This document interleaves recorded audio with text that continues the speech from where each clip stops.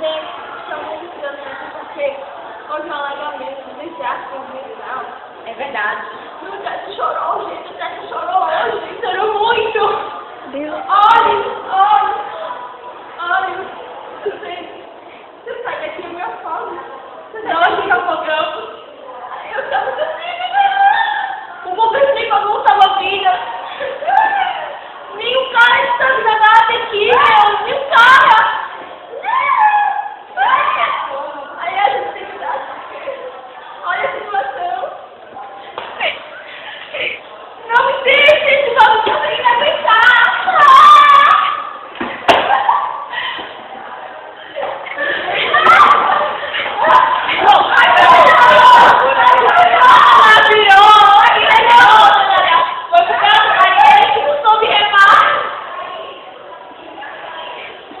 Acabou a vida.